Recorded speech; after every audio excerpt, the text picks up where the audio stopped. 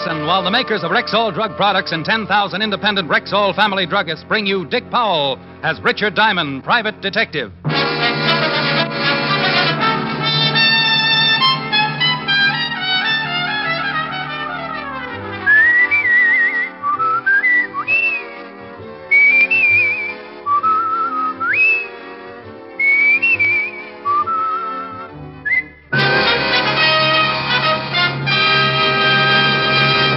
Good evening. This is Bill Foreman speaking to you for the 10,000 independent druggists who have made the word Rexall part of their own store names. They've done that because they recommend and sell the 2,000 or more drug products made by the Rexall Drug Company.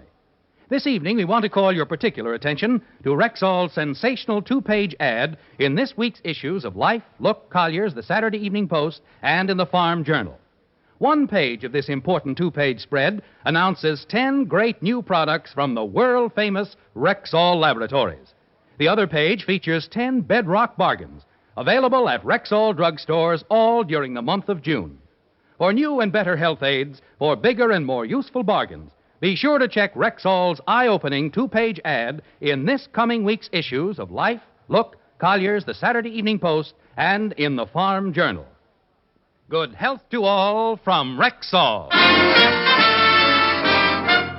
Now, your Rexall family druggist brings you a transcribed half hour with Richard Diamond, private detective, starring Dick Powell.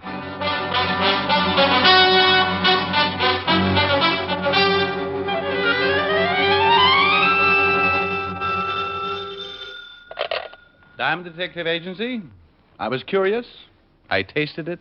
I'm dying. You sound awful. Oh, if I had the energy, I'd throw my head out of the window. Hangover? Just worn out from getting my heart started, Lieutenant Levinson. Mr. Levinson. What do you mean? As of 5 minutes ago, I became just plain Mr. Levinson. Oh, think what a shock that's going to be to just plain Bill. At exactly 3 o'clock, I started on my 2 weeks vacation. I am going fishing. I want to get lost in the woods somewhere. Pack in. Do my own cooking. Catch myself a limit of nice fat steelheads and rainbows. Oh, I know. The smell of fried trout and boiling coffee. Yeah. Getting up the next morning. Breathing that fresh mountain air. And then realizing that you forgot to put out the fire and 20,000 acres have been burned flat.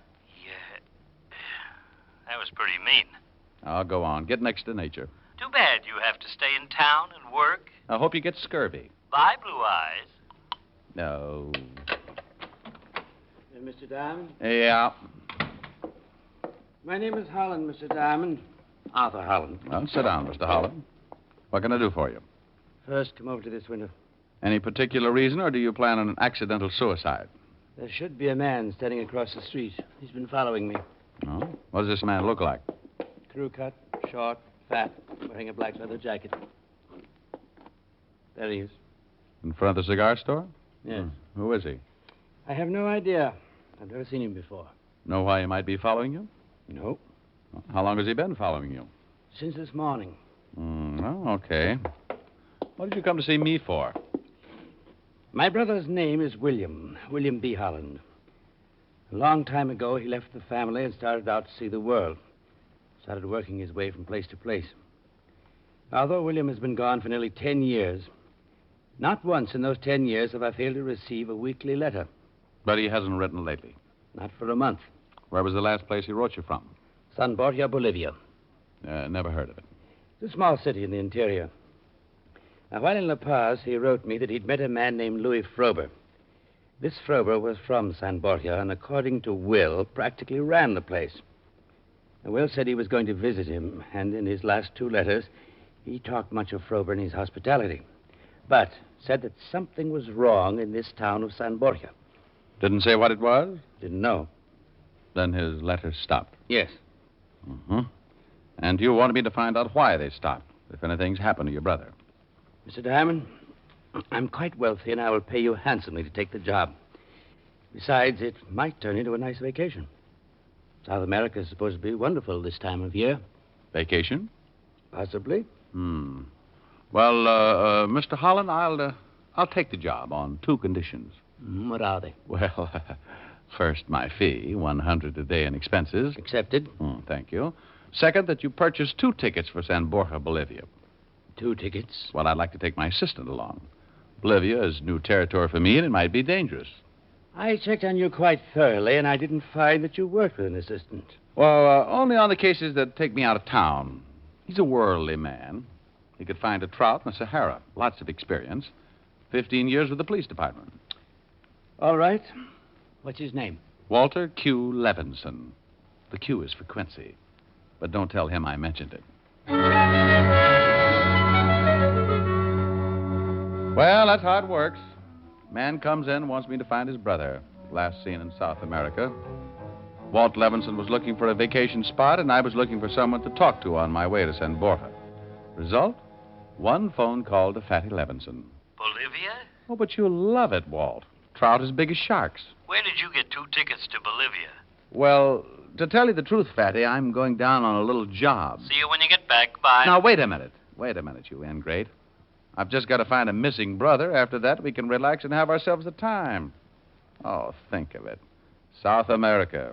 The ocean as blue as my eyes. Dames. Native music under a golden moon. And dames. Quaint little What did you say? Dames. Well? I'll meet you at the airport.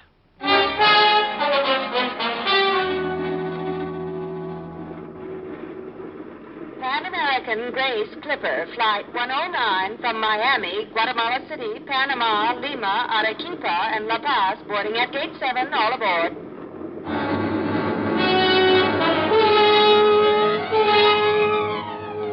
Pan American Clipper, destination La Paz, Bolivia.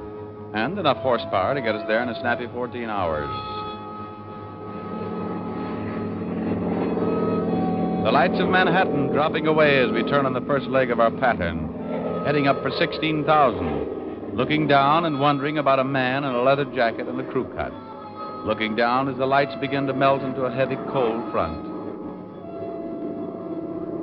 16,000, flying south, the pitch changing the propellers into a mellow hum. Why don't you relax? Well, did you notice a little blonde stewardess with the high-altitude features? On the way in. I want to get some sleep. Well, indulge yourself. I'm going to see if I can do something about the pressure in this cabin. The water on my knee is beginning to percolate. Oh, miss!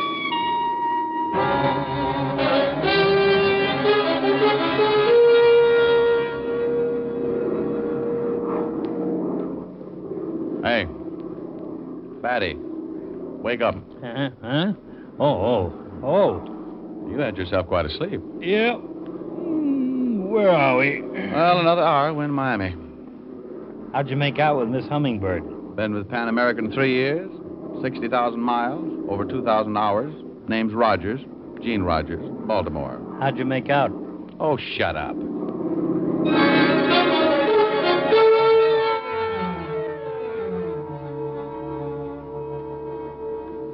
La compañía Panagra anuncia la llegada procedente de Nueva York. Los pasajeros desembarcarán en el terminal de Panagra número 3. Pan American Grace Airline Clipper Flight 109 from New York, now unloading at gate number 3. Oh, I'm a little stiff. I didn't know you brought anything with you. What now? Well, pick up our baggage and on to San Borja. Where the devil is San Borja? How do I know?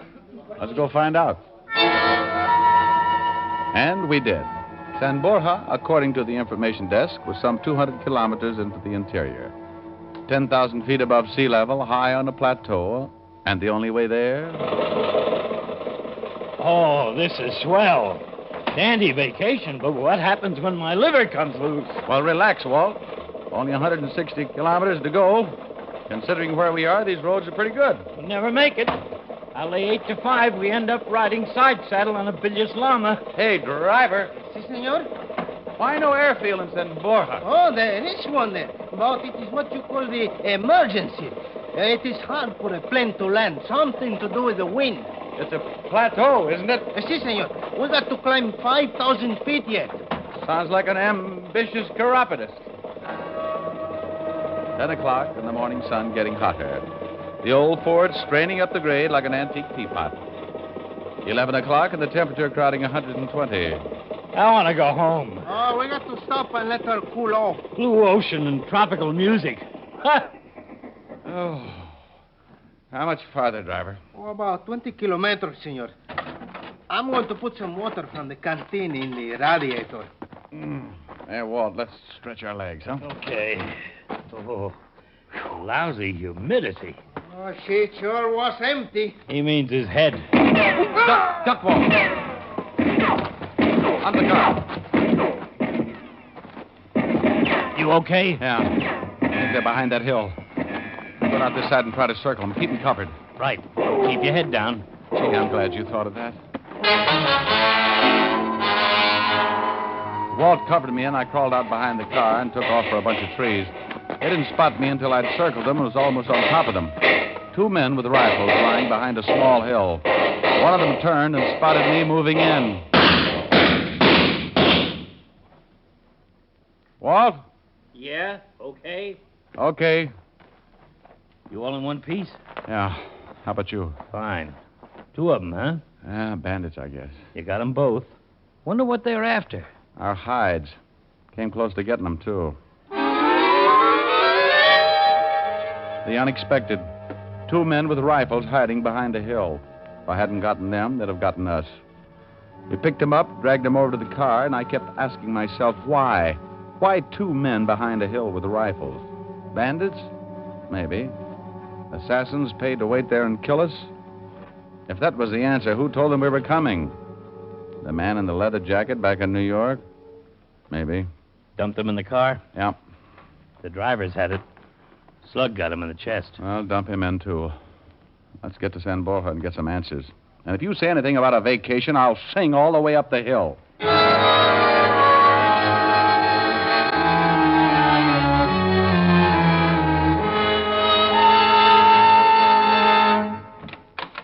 The 2 Americans, Mr. Diamond and Mr. Levinson. Come in, come in. I am Louis Frober. How do you do? Sir? Anything else, Mr. Frober? No, that's all, Paul. Well, gentlemen, I understand you ran into some difficulty, hmm? Well, your local constabulary seemed to think there was some law against driving around San Borja with 3 dead men in the back seat. And these bandits attacked you and killed your driver, is that right? That's right. And you, in turn, killed them? That's right. Well, for tourists, you fight rather well. Well, not exactly tourists, Mr. Frober. We asked to see you because we were sent here to locate a William Holland. Ah, I see. May I offer you a drink? Lovely suggestion. He represents the interests of Arthur Holland, William's brother. That's right. Water? Straight. Well, gentlemen, I informed Mr. Holland that William simply left. After all, there's nothing strange about that. There you are. Thank you. Thank you. We're not looking for anything unusual, Mr. Frober. This was the last place William was heard from, so this is the most likely place to try and locate him. Sure, of course. Well, here's to a pleasant stay in San Borja, gentlemen, and to your very good health.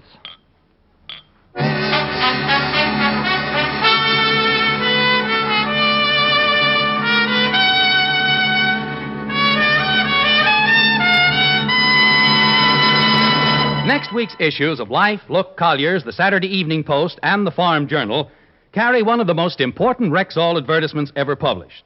One page of this amazing 2-page spread announces 10 great new products direct from the world-famous Rexall laboratories. The other features 10 down-to-the-bone bargains available at every Rexall drugstore all during June. Listen to just a couple of examples. From the product page, Rexall 5X Multivitamins, a new and vital formula that gives you 5 times the established daily requirement of all vitamins with known minimums. Special introductory offer, 10-day trial size, $1.79 value, free of extra cost with a purchase of the regular bottle of 50, both for only $6.95. From the bargain page, gold-plated metal frame sunglasses, men's and ladies' styles, regular dollar value, now only 67 cents. Remember, for new and better health aids, for bigger and more useful bargains, check Rexall's sensational 2-page ad in next week's issues of Life, Look, Collier's, the Saturday Evening Post, and in the Farm Journal. And now back to tonight's adventure with Richard Diamond, Private Detective, starring Dick Powell. Louis Frober, big man with a slight accent, drinking to our health and extending an invitation to his house for dinner that evening. One hotel in San Borja, not many tourists, according to the manager, but good rooms and hot water, according to the manager. Sandwiches and a late lunch compliments the hotel. Frober owned the hotel, according to the manager. It's open. If you gentlemen would like, Mr. Frober instructed me to show you around the town. Who is it? You want to see the town? Sure. I'm glad to have you show us around. What's your name? Javacek. Paul Javacek. San Borja, Bolivia. Sitting on the top of the world, 2/3 dense tropical jungle. Population 335 who take 2 months every year to cut back the persistent jungle. Principal industry, tin. The mines, 2 kilometers east. Frober owned the mines, according to Paul Javacek. 3 main streets, modern, up to date. A clothing store. Several cafes, a bank, telegraph office, post office, and recreation hall. All built and owned by Frober, according to our guide, Paul Javacek. You mine tin, huh? How do you get it out? Trucks, then by cargo plane. If you had arrived tomorrow, you would have passed the caravans as you came up the mountain. The ore is taken out once a week. How well did you know William Holland? Not well. Now, if you gentlemen have seen enough for today, I suggest we leave for Mr. Frober's house. He expects you at 7. A kilometer from town in the house of Louis Frober. The jungle not far off and a heavy tropical shower right on top of us. Like Frober, the house was big and imposing, a showcase of its master's wealth and position. I am so sorry that you got caught in the shower. They are pesky things sometimes, but they don't last long. Louis? Gentlemen, my wife, Mrs. Frober, Mr. Diamond, Mr. Levinson. How do you do? How do you do, Mr. How do you do? Dinner is served.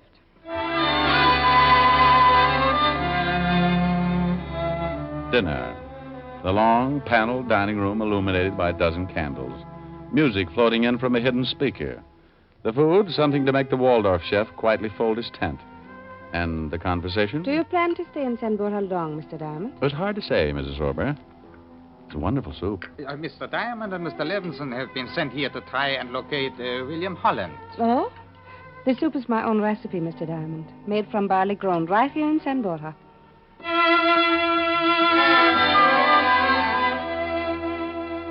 Just a casual dinner conversation, unless you're conditioned, aware of the subtle interrogation.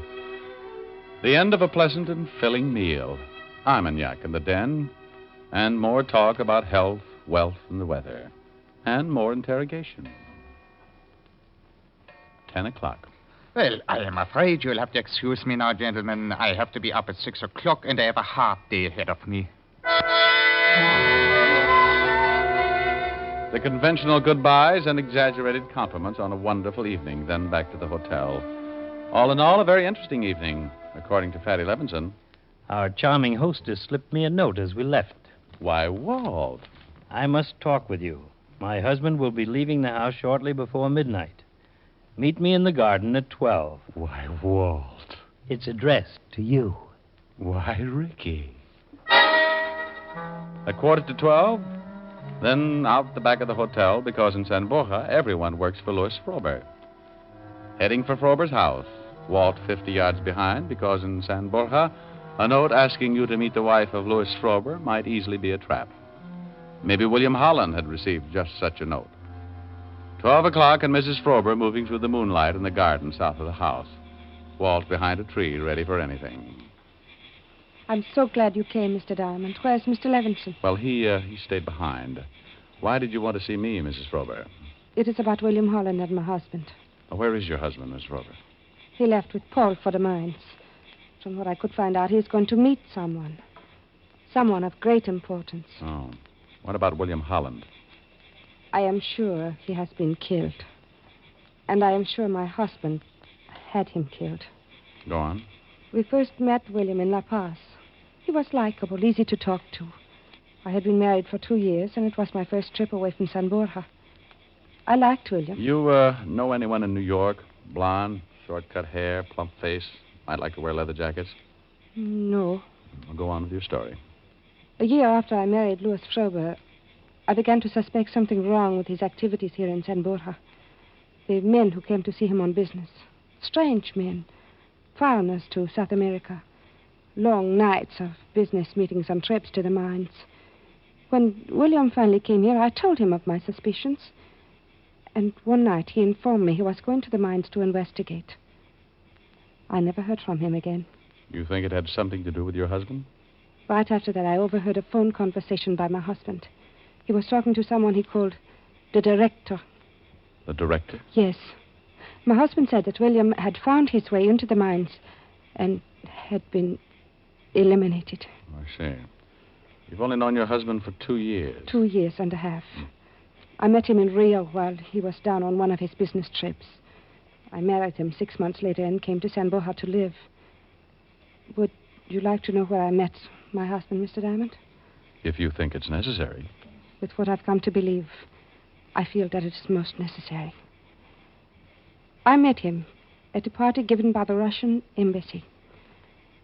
Mr. Diamond, I am sure that my husband is an important official for the communists.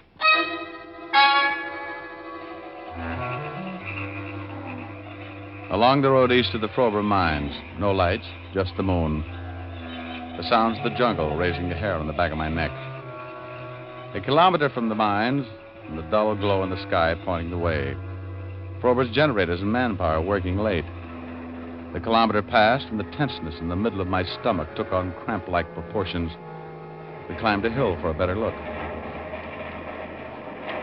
Pretty busy. Must be 30 trucks down there.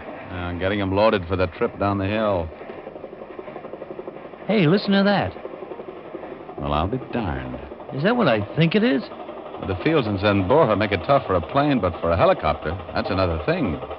Frober left the house to meet somebody important.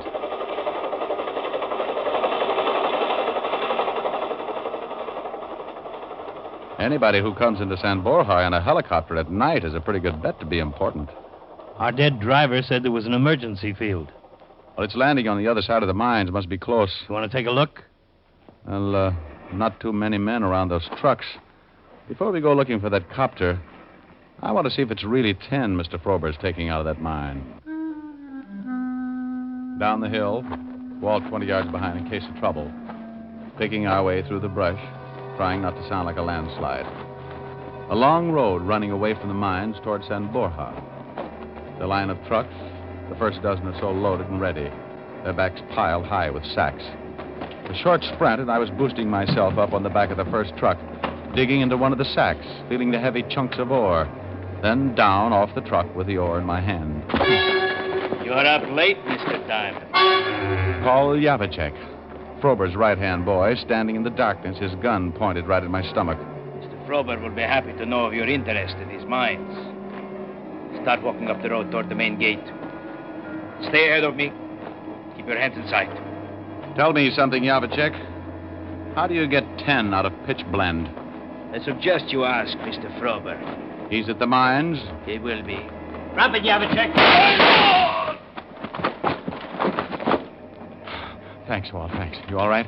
Yeah, it's close. Yavicek? Dead. Come on, let's get out of here. Where to? Well, Mrs. Frober said her husband had a phone conversation. I'm going to use that phone and warn La Paz about Frober. Hold it. What is it? Car coming down the road. Frober. Yeah, and he's got company. Probably his important visitor. When he finds out what's happened, he'll guess it's us. We'll never get back to town before he does. Unless we drive. I will take a chance on the confusion and grab that first truck. Clear. Keys are in the truck.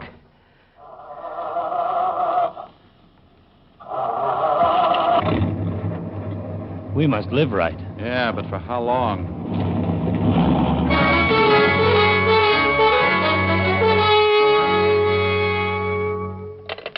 There is a direct phone line all the way to Cavendo. The operator at Cavendo can put you through to La Paz. Bueno. Operadora de Covendo, ¿puede escribir? She's talking Spanish. You better take it. Oh. Esta es la señora Frober. Favor de conectarme con La Paz. Minutes running out. Mrs. Frober looking frightened, waiting for La Paz to answer. She has them. Ask for the embassy. Car pulling up. La Embajada Americana, por favor. Frober and his important friend. Mr. Diamond, I have them. Hello? Yes, American Embassy. Now listen carefully. I can't repeat. This is Richard Diamond, American citizen, calling from San Borja, Bolivia. Louis Frober is not mining tin. It's pitch blende, and is believed to be working for the Russian government. Look out! Hello, Mr. Diamond. Rick, Okay. Mrs. Frober. I'm all right. Take a look at Frober and his friend. Hello. What happened? Now, hold on a second. There's been some trouble. Frober's friend is dead. Frober's moving, but it doesn't look very good. Hello, La Paz? Yes, Mr. Diamond, go ahead. What about Frober? Wait a minute. Maybe I can get him to tell you himself if the phone will reach. Frober, can you hear me? Hello, La Paz. There's been a shooting here, and Mr. Frober's dying. Frober. Yeah. Frober, you're dying. You want to tell us about it? You're mining pitch blende instead of tin, right? Right. You're working for the Soviet Union? Yeah. Did you send 2 men to ambush me? Yeah. Our agents in New York watched Asa Holland and reported that she had been hired. The guy with the crew cut and a leather jacket. Did you have William Holland killed? Yeah. He found out what... Oh. Frober. Hello, La Paz. Frober's dead.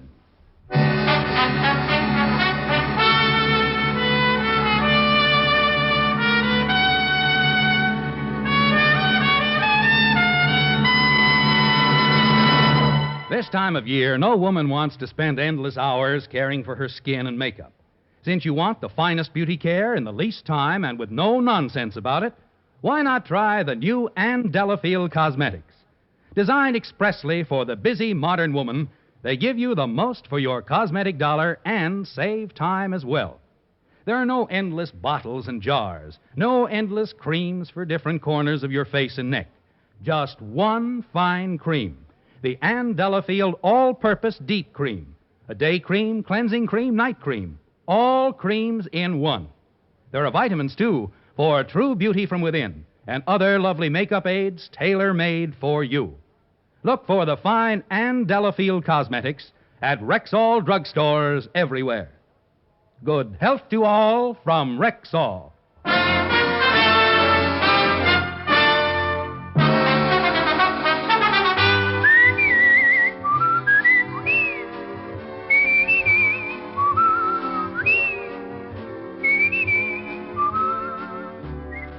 Richard Diamond, Private Detective, stars Dick Powell in the title role and was written by Blake Edwards with music composed and conducted by Frank Worth.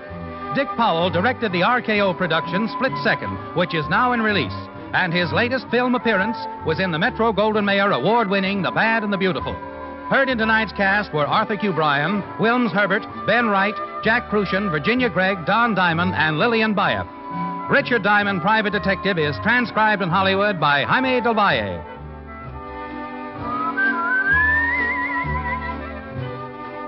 This is Bill Foreman inviting you to be with us next Sunday at this time when Rexall Drug Products again bring you Dick Powell as Richard Diamond, Private Detective.